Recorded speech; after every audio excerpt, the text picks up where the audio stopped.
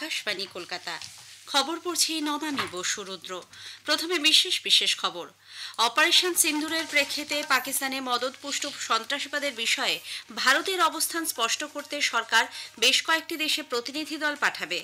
নিরাপত্তা সংক্রান্ত কারণে ছাড়পত্র প্রত্যাহারের পর তুরস্কের বিমানবন্দর সার্ভিস ফার্ম সেলেভি এভিয়েশন হোল্ডিংয়ের শেয়ার গত দুদিনে প্রায় 20% পড়েছে।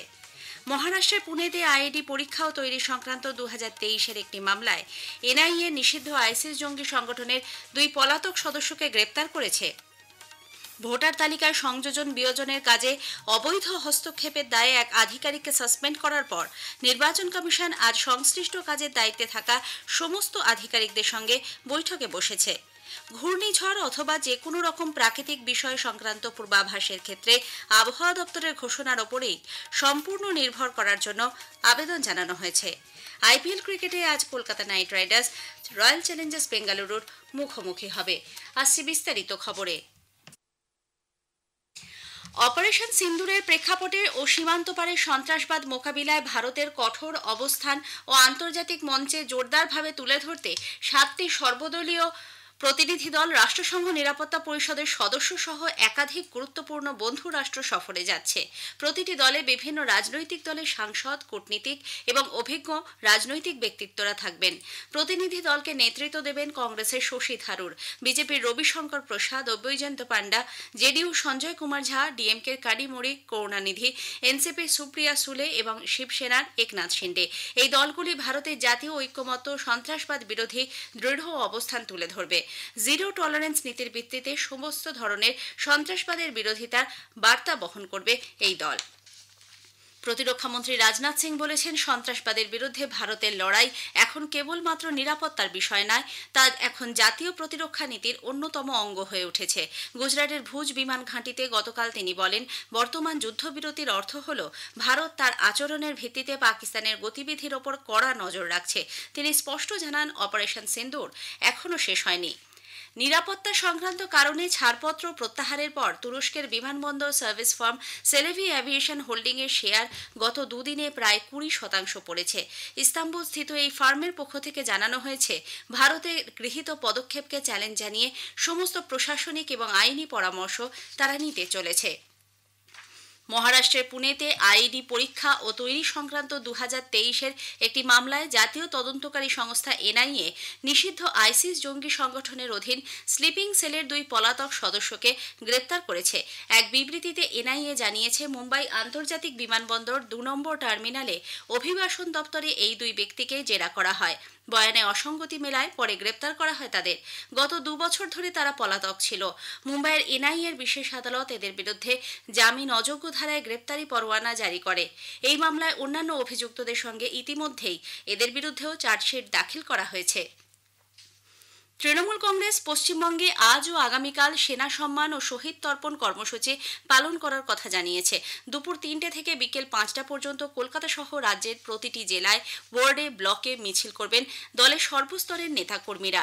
তৃণমূল কংগ্রেস প্রধান মমতা ব্যানার্জি নবান্ন থেকে এই ঘোষণার পর দলের অন্দরে পাঠানো সার্কুলারে স্পষ্ট করে দেওয়া হয়েছে, জাতীয়তাবাদী মিছিলের সঙ্গেই দেশপ্রেমমূলক ও সেনাবাহিনীর প্রতি কৃতজ্ঞতা জানিয়ে বক্তব্য রাখতে হবে। কোনো রকম রাজনৈতিক মতামত বা বক্তব্য রাখা যাবে না। স্থানীয় এলাকায় কোনো শহীদ পরিবার থাকলে সেই শহীদের আত্মত্যাগকে সামনে রেখে তার পরিবারকে এই অনুষ্ঠানে যুক্ত করার চেষ্টা করতে হবে। সঙ্গে জুড়তে হবে সাধারণ মানুষকেও। তবে ট্রাফিক ও জনজীবন ব্যাহত করা চলবে না। ভাষা, সংস্কৃতি, উৎসব এরকম নানা বৈচিত্র্য নিয়েই আমাদের দেশ ভারত। আমরা যে ভারতীয়, এই পরিচয়টাই এই মুহূর্তে বেশি করে তুলে ধরা প্রয়োজন। এইভাবেই মত প্রকাশ করেছেন পরিচালক অভিনেত্রী সুদেষ্ণা রায়। আকাশবাণীকে তিনি বলেন, যুদ্ধ কখনোই কাম্য নয়, কিন্তু বিচ্ছিন্নতাকামী শক্তি ও সন্ত্রাসবাদের বিরুদ্ধে কখনো কখনো তা অবশ্যম্ভাবী হয়ে ওঠে। আমরা সবাই একসঙ্গে হাতে হাত মিলিয়ে আমাদের দেশকে রক্ষা করব। আর সেই সঙ্গে আমি একটা জিনিস বলছি, যে যুদ্ধ কখনোই কাম্য নয়, কারণ যে বিজয়ী বা যে বিজিত দুজনেরই ক্ষতি হয়। কেউ চায় না সেটা, কিন্তু মাঝে মাঝে সেটা অবশ্যম্ভাবী হয়ে যায়। এটাই বলবো যে যুদ্ধ থেকে আমরা যদি নিরস্ত থাকতে পারি সেটা ভালো, কিন্তু যারা আমাদের জন্য তাদের প্রাণ দিচ্ছেন, যারা আমাদের সুরক্ষা দিচ্ছেন, সেই সেনাবাহিনীর প্রতি রইল আমার অনেক অনেক কৃতজ্ঞতা ও নমস্কার। এই খবর আপনারা শুনছেন আকাশবাণী কলকাতা কেন্দ্র থেকে। আমাদের সংবাদ শোনা যাবে ইউটিউব চ্যানেল আকাশবাণী সংবাদ বাংলা, ফেসবুক ও ইনস্টাগ্রাম আকাশবাণী সংবাদ কলকাতা এবং এক্স হ্যান্ডেল AIR নিউজ কলকাতাতে। ভোটার তালিকায় সংযোজন বিয়োজনের কাজে অবৈধ হস্তক্ষেপের দায়ে এক আধিকারিককে সাসপেন্ড করার পর নির্বাচন কমিশন আজ সংশ্লিষ্ট কাজে দায়িত্বে থাকা সমস্ত আধিকারিকদের সঙ্গে বৈঠকে বসেছে। কলকাতার অহিন্দ্র মঞ্চে নির্বাচনী প্রক্রিয়ার সঙ্গে যুক্ত প্রায় প্রতিটি জেলা আধিকারিককে ওই বৈঠকে ডাকা হয়েছে। রাজ্যের মুখ্য নির্বাচনী আধিকারিকের দপ্তর সূত্রে খবর, কাকদ্বীপের ঘটনার পরেই 2023 সাল থেকে এখনো পর্যন্ত অনলাইনে ইউজার নেম এবং পাসওয়ার্ড ব্যবহার করে যত কাজ হয়েছে তার সবিস্তার রিপোর্ট চেয়েছে নির্বাচন কমিশন। নির্ভুল ভোটার তালিকা তৈরিতে কমিশন নিজের দায়বদ্ধতা নিয়ে স্পষ্ট বার্তা দিতে আধিকারিকদের দায়িত্ব আরও একবার স্মরণ করিয়ে দেওয়ার জন্যই আজকের এই বৈঠক। এদিকে আগেই জানানো হয়েছে, ভোটার তালিকায় একাধিক ভুয়ো ভোটারের নাম তোলা, তালিকা তৈরির মতো ক্ষেত্রে কর্তব্যে গাফিলতি সহ বিভিন্ন অভিযোগে দক্ষিণ 24 পরগনার কাকদ্বীপ মহকুমার অ্যাসিস্ট্যান্ট সিস্টেম ম্যানেজার অরুণ গড়াইকে সাসপেন্ড করা হয়েছে। প্রশাসন সূত্রে জানা গেছে, কাকদ্বীপের যুগ্ম বিডিও তথা সহকারী নির্বাচনী আধিকারিক স্বপন কুমার হালদারের নির্বাচন কমিশনের ওয়েবসাইটে থাকা লগইন আইডি ব্যবহার করে অবৈধভাবে প্রায় 350 জন ভুয়ো ভোটারের নাম তুলেছেন অভিযুক্ত অরুণ গড়াই। এমনকি যুগ্ম বিডিওর ফোন নম্বর পরিবর্তন করে নিজের ফোন নম্বরও ব্যবহার করেছেন তিনি। দেশে আধার ভিত্তিক বৈধ লেনদেনের সংখ্যা 150 বিলিয়ন ছাড়িয়েছে, যা ভারতের আধার কর্তৃপক্ষ UIDAI এর ইতিহাসে এক নতুন মাইলফলক। ইলেকট্রনিক্স ও তথ্য প্রযুক্তি মন্ত্রকের এক বিবৃতিতে জানানো হয়েছে, চলতি বছরের এপ্রিলের শেষ নাগাদ এই সাফল্য অর্জন করা সম্ভব হয়। শুধুমাত্র এপ্রিলেই 210 কোটি আধার ভিত্তিক যোগ্য লেনদেন হয়েছে বলেও মন্ত্রক জানিয়েছে, যা গত বছর একই সময়ের তুলনায় প্রায় 8% বেশি। চলতি আর্থিক বছরে দেশের অর্থনীতির বিকাশ হার 6.3% বৃদ্ধি পাবে, যা চীন, মার্কিন যুক্তরাষ্ট্র এবং ইউরোপীয় ইউনিয়নের তুলনায় অনেকটাই বেশি। রাষ্ট্রসংঘের একটি রিপোর্টে বলা হয়েছে, ভারতের আর্থিক বৃদ্ধির পিছনে রয়েছে গৃহস্থালী সংক্রান্ত ব্যয়, সরকারি বিনিয়োগ এবং ক্রমবর্ধমান পরিষেবা রপ্তানি। বিশ্ব অর্থনীতি খুব অনিশ্চিত থাকলেও ভারত এখনও উজ্জ্বল স্থানে রয়েছে। রাষ্ট্রসংঘ বলেছে যে ভারত এবছর বিশ্বের সবচেয়ে দ্রুত আর্থিক বৃদ্ধির দেশ হবে।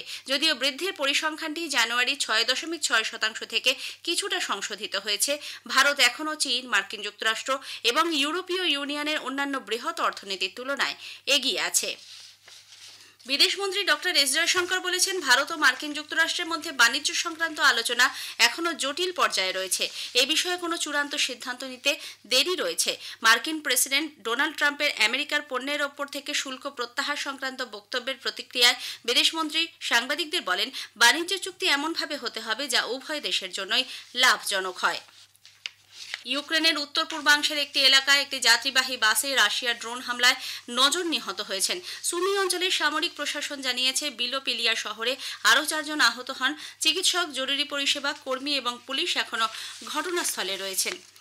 ঘূর্ণিঝড় অথবা যে কোনো রকম প্রাকৃতিক বিষয় সংক্রান্ত পূর্বাভাসের ক্ষেত্রে আবহাওয়া দপ্তরের ঘোষণার ওপরেই সম্পূর্ণ নির্ভর করার জন্য আবেদন জানানো হয়েছে।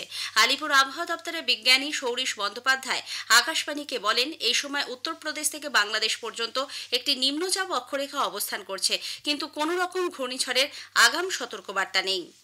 ঘূর্ণাবর্ত মাঝে মধ্যে থাকে, কিন্তু সেটা কমপ্লিটলি ডিফারেন্ট জিনিস। ঘূর্ণাবর্ত, ঘূর্ণিঝড় আলাদা জিনিস। আগামী 5-7 দিনের মধ্যে সেরকম সিগনিফিক্যান্ট কিছু পূর্বাভাস আলিপুর আবহাওয়া দপ্তর থেকে দেওয়া হয়। যথেষ্ট আগে থেকেই তার পূর্বাভাস জানানো হবে।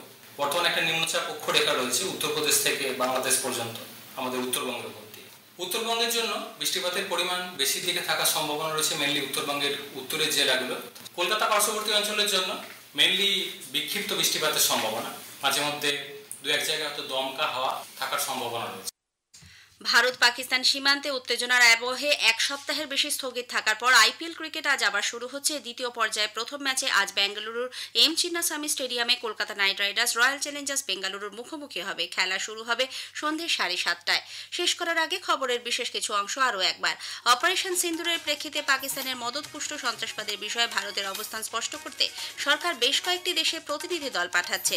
ঘূর্ণিঝড় অথবা যে কোনো রকম প্রাকৃতিক বিষয় সংক্রান্ত পূর্বাভাসের ক্ষেত্রে আবহাওয়া দপ্তরের ঘোষণার উপরই সম্পূর্ণ নির্ভর করতে বলা হয়েছে। খবর শেষ হলো। এর পরের খবর দুপুর 1:30 মিনিটে।